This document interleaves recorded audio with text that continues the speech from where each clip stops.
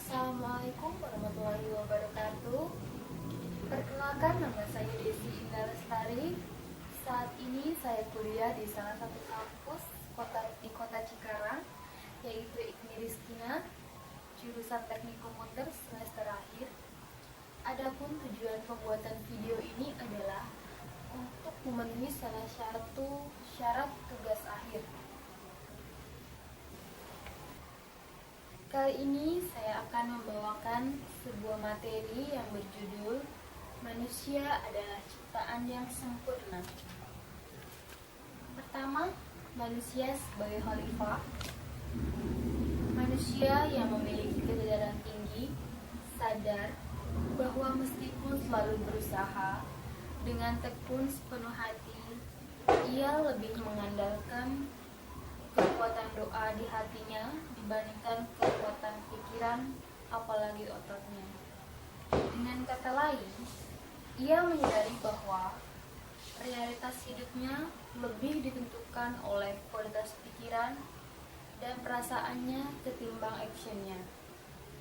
Ini menjelaskan mengapa banyak orang yang dipenuhi tindakan dalam mengejar goal, target, dan lain-lain sering tidak mendapatkan hasil yang menggembirakan, sementara mereka yang senantiasa berikhtiar dengan tekun, tenang, dan bahagia karena percaya kepada Tuhan selalu memenuhi kebutuhannya, tampak lebih sukses dan diberkahi. Seperti kebanyakan orang, dulu saya sering bertanya mengapa dan apa hubungan antara taat beribadah dengan tingkat kesuksesan dan kebahagiaan kita. Saya merasa meskipun sudah berusaha untuk menjadi orang baik dan selalu taat beribadah dan berdoa, kesuksesan dan kebahagiaan sepertinya selalu menjauhi hidup saya.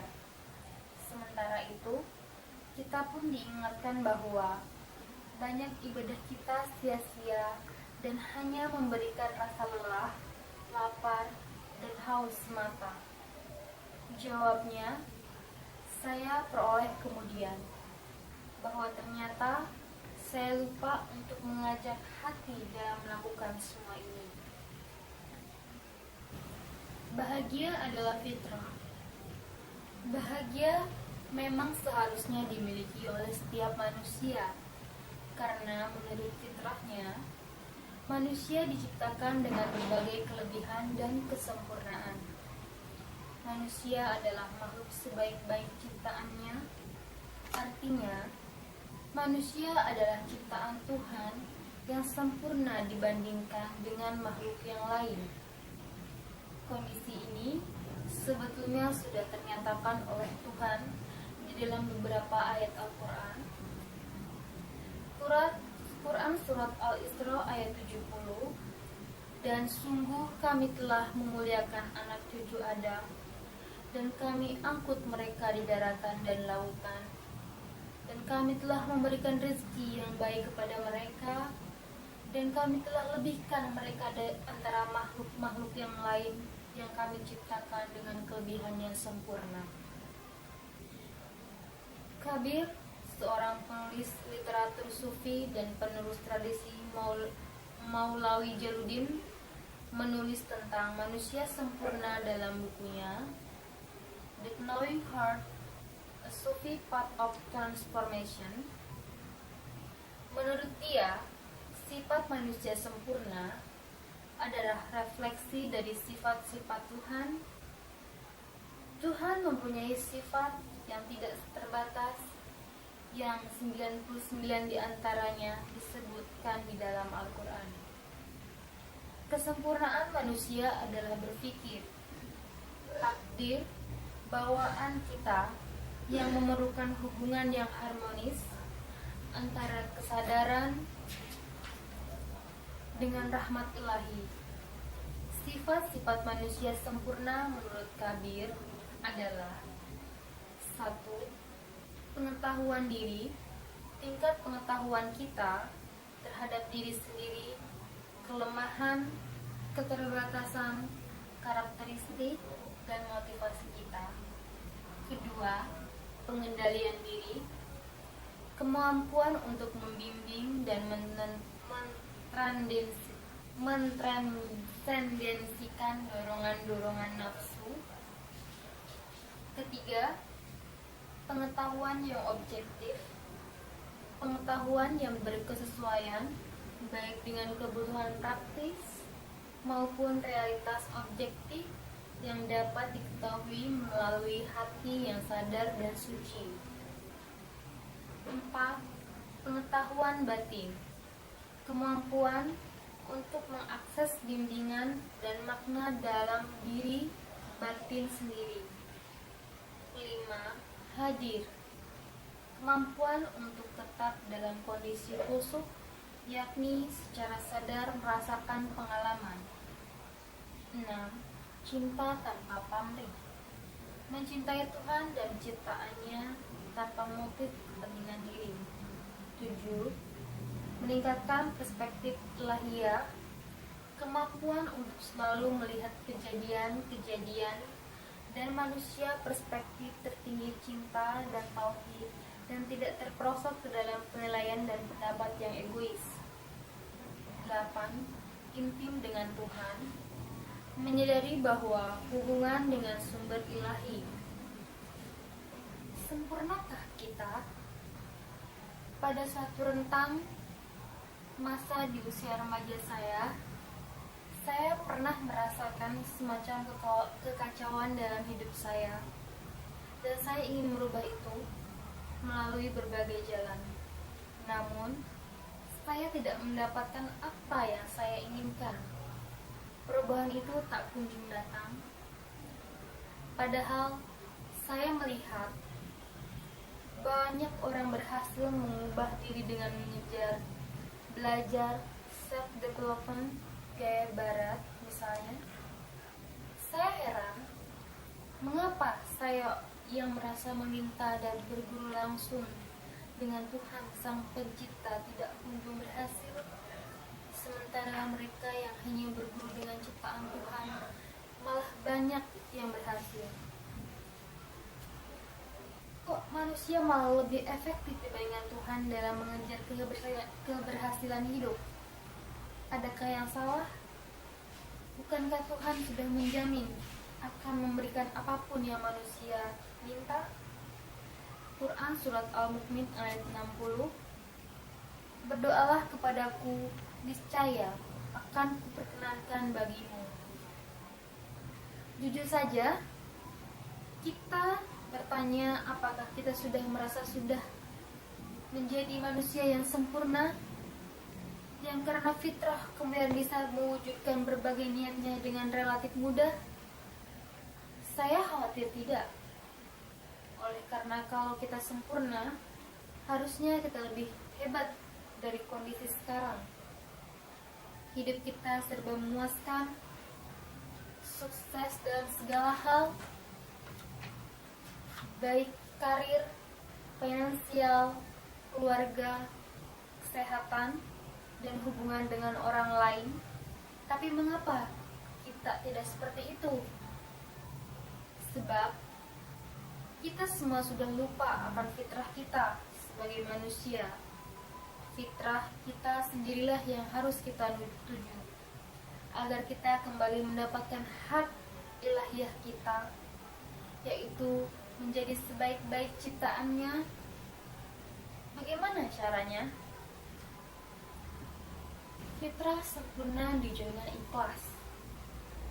Saya sering bertanya dengan sedikit frustasi, jika kita memang sudah diciptakan sempurna, lalu bagaimana cara mengaktifkan kesempurnaan itu? Frustasi seperti kalau kita baru membeli sebuah barang setelah melihat kehebatannya ditunjukkan oleh penjual, tetapi tidak sedemikian saat dicoba di rumah. Pertanyaan saya adalah, how to? Bagaimana sih caranya? Manusia sempurna adalah yang hidup seimbang dan utuh dengan seluruh kecerdasannya, kecerdasan fisikal, intelektual, emosional, dan spiritual, kecerdasan fisik, dan intelektual umumnya kita dapat dari bangku pendidikan. Kecerdasan emosional dari pergaulan, dan kecerdasan spiritual dari kematangan pengalaman hidup. Itu semua adalah penjelasan teoritis yang juga bisa dibaca dari berbagai literatur lainnya. Quran Surat At-Tin ayat 4, sesungguhnya telah kami ciptakan manusia dalam bentuk yang sebaik-baiknya. Kepentingan kita di sini adalah mengubah informasi teoritis itu menjadi pengalaman yang nyata, yang empiris. Pengalaman yang akan bisa menjawab apakah pikiran itu, bagaimana cara mengelola emosi, bagaimana saya tahu bahwa saya sudah ikhlas, bagaimana mengukurnya, terbuat dari apakah pikiran, perasaan, dan jiwa.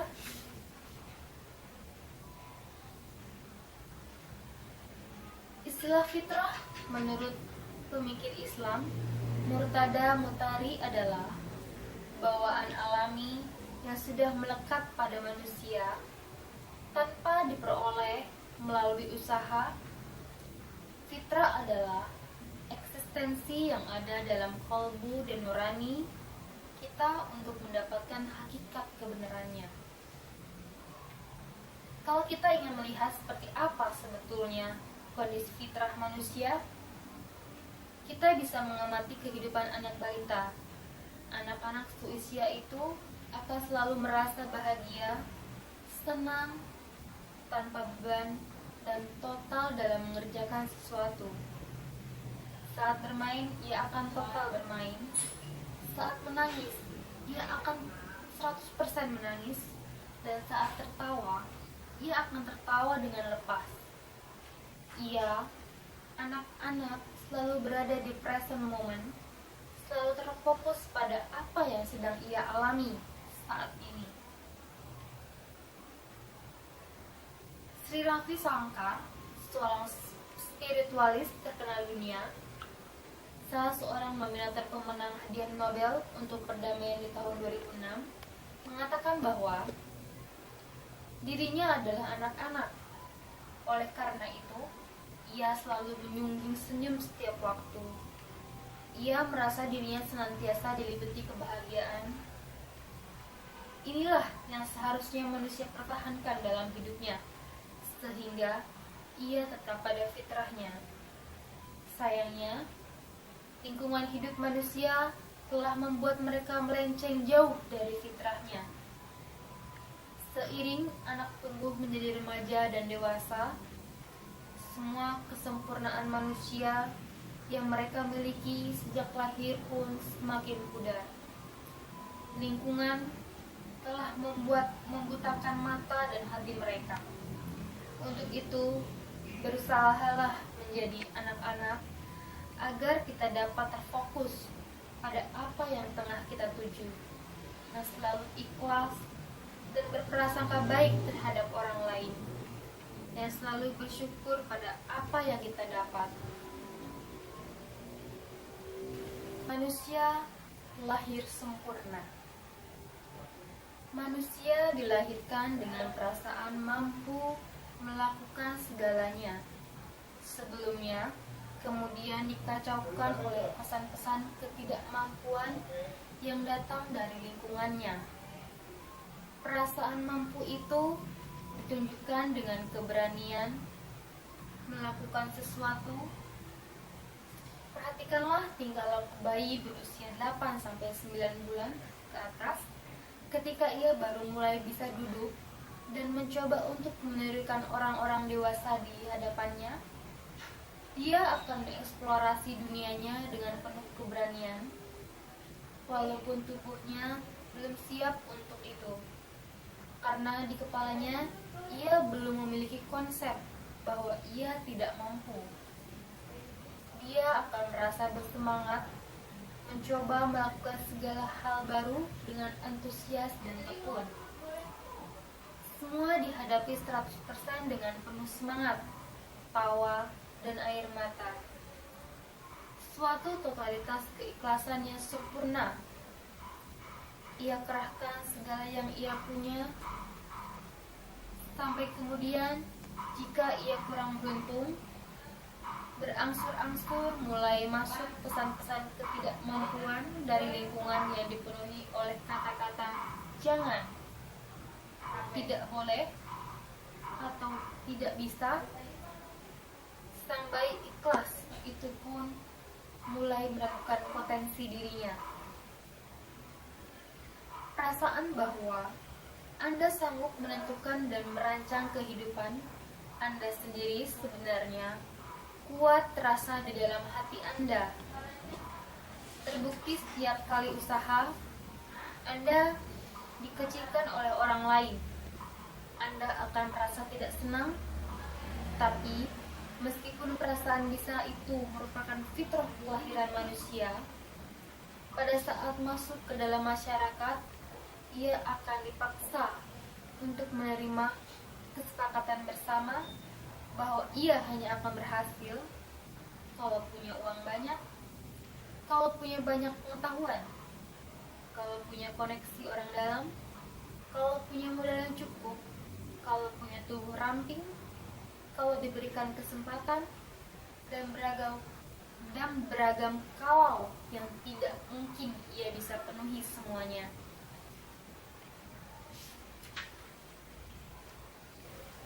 Superkomputer hebat bernama Anda. Untuk pengantar menuju ke sana, ada baiknya saya ajak Anda untuk membayangkan analogi diri kita sebagai seperangkat komputer. Kita manusia adalah komputer hayati. Hardware-nya adalah otak, software-nya adalah pikiran dan perasaan, sementara sebagai operating sistemnya berupa hati nurani yang melekat di jantung. Bagian dari hardware yang menyimpan semua software atau program adalah hard disk. Di dalam diri manusia, hard disk adalah gudang informasi bawah sadar. Disinilah tempat rekaman informasi yang bertempat di seluruh sel tubuh manusia. Nah, agar komputer bekerja dengan sempurna, diperlukan hardware dan software yang baik. Bila terjadi gangguan di salah satunya, maka komputer tak akan berjalan dengan optimal. Seringkali yang membuat komputer menjadi tak beres adalah software atau programnya. Mungkin kena virus, mungkin programnya ada yang tidak cocok, ataupun datanya terlalu banyak sehingga perlu sebagian data dihilangkan atau dirapkan dengan dirawat.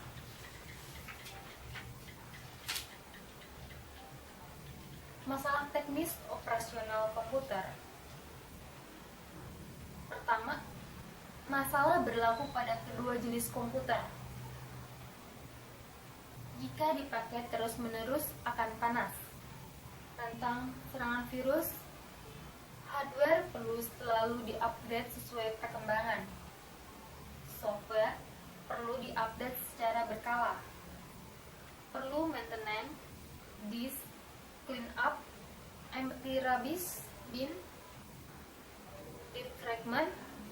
Masalah kedua, komputer mesin ada buku manual. Komputer hayati tidak ada buku manual. Masalah ketiga, komputer mesin, posisi operator mudah karena berada di luar mesin. Komputer hayati, posisi operator sulit karena menyatukan dengan mesin.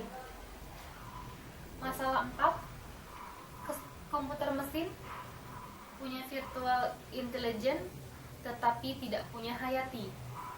Komputer hayati jika tidak terkoneksi dengan hati akan menjadi dingin seperti mesin. Saran praktis untuk memperbaiki komputer mesin. Pertama, identifikasi error dengan memperhatikan kualitas output di layar monitor. Kedua, akui bahwa ada yang tidak beres dengan komputer kita dan perbaiki sendiri atau bawa ke service center. Saran praktis untuk memperbaiki komputer Hayati. Pertama, identifikasi error dengan memperhatikan kualitas hidup, kesehatan, relationship, keuangan, dan lain-lain di layar monitor kehidupan lewat panca indera kita.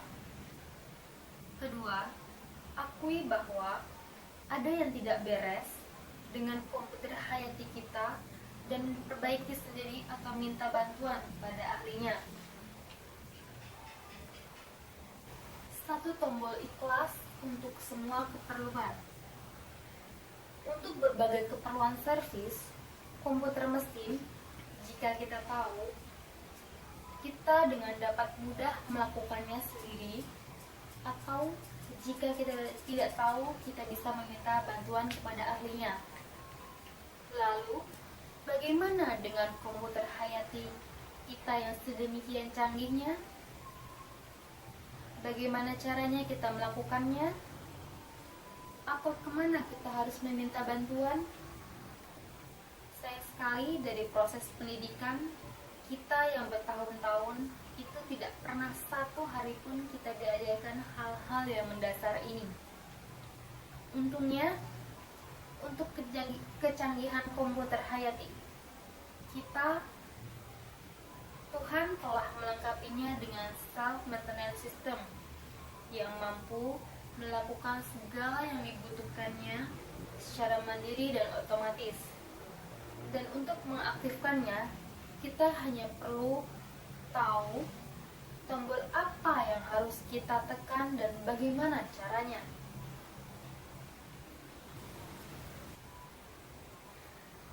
Virus komputer Hayati. Gangguan virus bisa menyerang ke software hingga ke operating system. Jika virus komputer bisa datang dari input email, pertukaran file, internet, dan lain sebagainya, hal serupa juga bisa menimpa manusia.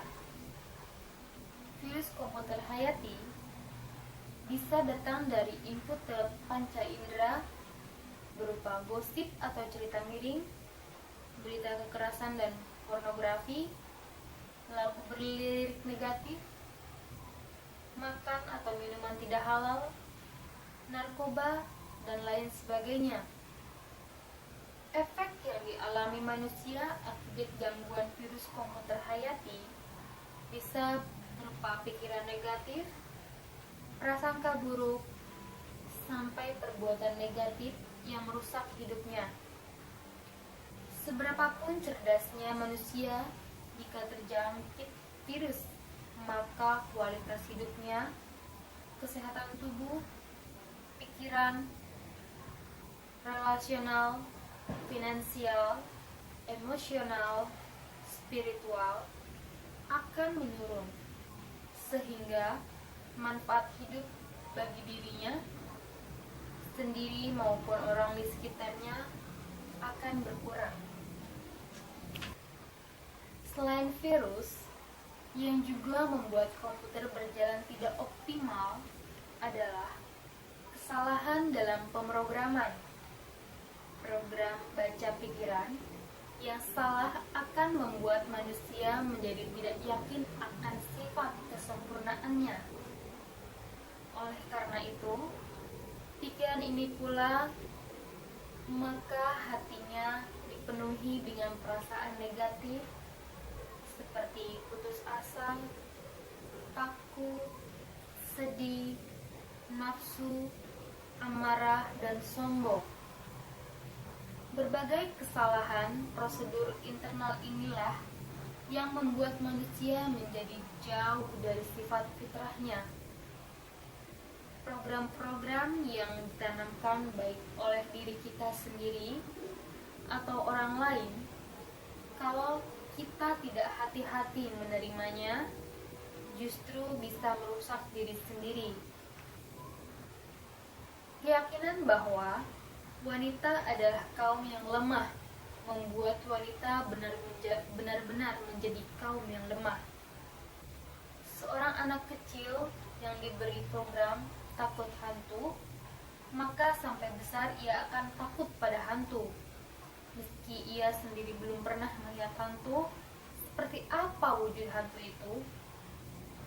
Seorang anak yang dicekoki program jangan bicara kalau guru sedang mengajar, maka ia akan menjadi anak pendiam dan pasif di sekolah.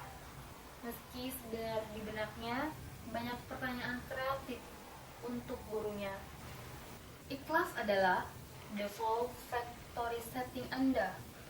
Sesungguhnya, dari sana manusia sudah dilahirkan dengan default factory setting yang sangat hebat, diberi fitrah yang murni dan ilahi.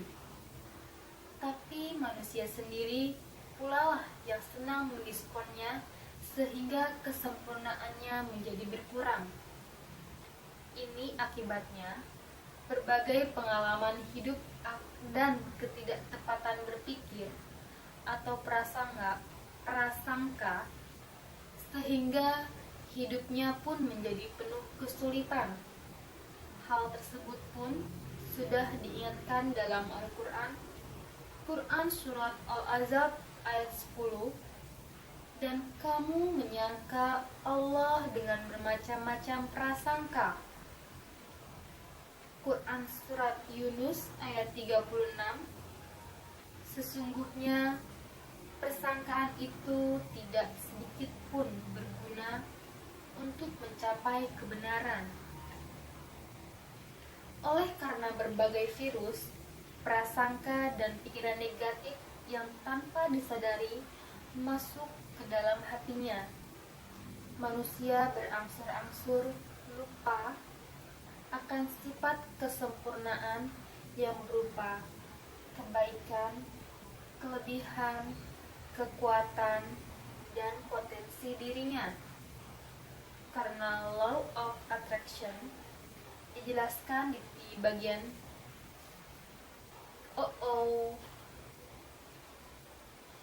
karena law of attraction terus menghadirkan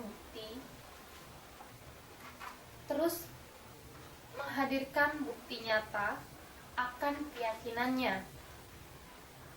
Akhirnya manusia justru menjadi lebih ingat akan sifat ketidaksempurnaan seperti keburukan, kekurangan, kelemahan, dan ketidakmampuannya.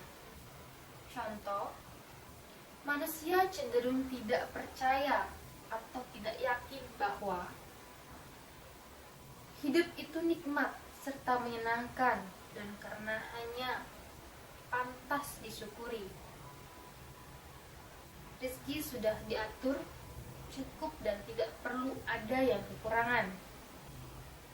Tubuh bisa menyembuhkan dirinya sendiri. Pikiran dan perasaan lebih kuat dari tindakan. Manusia bisa mengubah hidup dengan mengubah pikiran dan perasaannya. Ikhlas atau berserah diri kepada Tuhan itu mudah dan menyenangkan. Sedangkan manusia cenderung lebih percaya atau yakin bahwa hidup itu susah dan penuh penderitaan.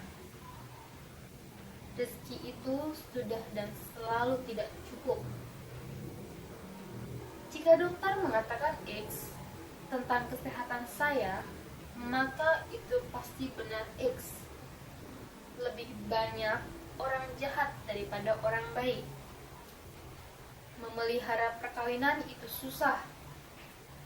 Hidup seperti judi, dan kita lebih sering kalah. Ikhlas, berserah diri, itu sangat susah dan sulit untuk dilakukan. Oleh karena itu, kualitas hidup manusia ditentukan oleh kualitas keyakinan Maka, kemampuan untuk mengelola software, keyakinan kita adalah sangat penting. Untungnya, kesempurnaan adalah fitrah atau default factory setting manusia, sehingga meskipun sangat kacau, semuanya masih utuh tersimpan di dalam diri kita. Untungnya lagi, karena errornya hanya terlupa, forgot password, maka yang diperlukan untuk menyempurnakan diri hanyalah dengan mengingat kembali sifat-sifat kesempurnaan itu. Dan yang menakjubkan, ketika lost file, kesempurnaan itu berhasil Anda temukan lagi lewat search engine yang tersedia. Setelah di restart, komputer Hayati akan segera running sesuai dengan fitrahnya kembali pada default factory settingnya yang sempurna. Upgrade demi fitrah. Agar komputer berjalan dengan baik dan optimal, tentu kita harus merawatnya dan mengupgrade secara berkala. Tentu sangat mudah merawat komputer karena ia memiliki manual book atau buku panduan. Manusia sebagai operatornya tinggal mengikuti panduan di dalam buku tersebut, maka komputer akan terselamatkan. Berbeda dengan komputer mekanis, komputer Hayati lebih sulit dirawat dan diperbaiki. Ini lantaran komputer atau objek dan operatornya atau subjek adalah sama, yaitu manusia itu sendiri. Inilah yang menyulitkan manusia atau operator untuk bisa melihat permasalahan dalam dirinya sendiri dengan jernih. Manusia dengan segala niat baiknya biasanya sulit mengakui bahwa dirinya bersalah. Tentu akan susah bagi kita bersikap objektif sekaligus subjektif, bukan? Untuk mengidentifikasi internal error pada komputer mekanis, kita tinggal melihat output di layar monitornya atau kualitas gambar printoutnya. Gambar tidak muncul atau muncul tapi tidak sempurna, dan sebagainya. Sementara untuk mengidentifikasi internal error pada komputer Hayati bisa dilihat dari gambaran kualitas hidup seseorang seperti kesehatan, hubungan dengan sesama, keuangan, pikiran, dan perasaannya. Jika outputnya baik, bisa dipastikan internal errornya relatif terkendali. Sebaliknya, jika outputnya tidak memuaskan, maka ada internal error yang perlu serius ditangani lebih dahulu. Sejatinya, untuk mengatasi virus dan berbagai persoalan teknis pada komputer Hayati ini, sudah tersedia banyak pilihan. Saat ini, sudah mulai banyak yang sadar akan perlunya menyajikan formula yang efektif untuk mengatasi virus komputer Hayati tersebut. Sumbernya sudah tersusun dalam ajaran nilai semua agama. Hanya terkadang belum tersampaikan secara sistematis, efektif, dan ilmiah, sehingga manusia sering kehilangan ruh dan keyakinannya. Selain itu, kita sendiri tidak pernah menyadari bahwa sesungguhnya diri kita adalah komputer yang sangat canggih. Semua program untuk mengupgrade maupun program antivirus sudah di dalam diri kita kalau kita bisa meraih kembali fitrah kita. Hanya saja kita tidak menyadari atau melupakan Kita memang tak pernah diajarkan bagaimana merawat otak sebagai hardware kita. Coba Anda ingat-ingat, pernahkah Anda diajari cara mengelola dan merawat otak kita sendiri? Sejak taman kanak-kanak sampai kuliah, kita senantiasa diminta untuk berpikir, namun tidak pernah diajarkan cara berpikir dan mengelola alat berpikirnya itu dengan baik. Melalui penelitian empiris, dua hal mendasar yang sederhana, saintifik dan terukur tersebut berhasil relatif, cepat dan sangat menggembirakan dalam hal menghilangkan rasa cemas, takut, iri, sombong, dan hawa nafsu. Juga meningkatkan kualitas kesehatan fisik, mental, emosi, dan spiritual, meningkatkan kinerja, sukses karir, kepercayaan diri, kreativitas, intuisi, kemakmuran, jodoh, ketenangan pikiran, perasaan bahagia, damai, dan perasaan dekat dengan Tuhan. Dengan SOP baru yang mudah untuk diaplikasikan pada semua bidang atau kegiatan hidup ini, manusia akan secara pasti bisa mengarah kembali kepada fitrah, kemuliaan, dan kesempurnaan yang senantiasa mampu mencapai kebahagiaan dunia akhirat, lahir dan batin, seperti telah yang disampaikan Tuhan. Demikian yang saya sampaikan, kurang lebihnya mohon maaf. Terima kasih. Wassalamualaikum warahmatullahi wabarakatuh.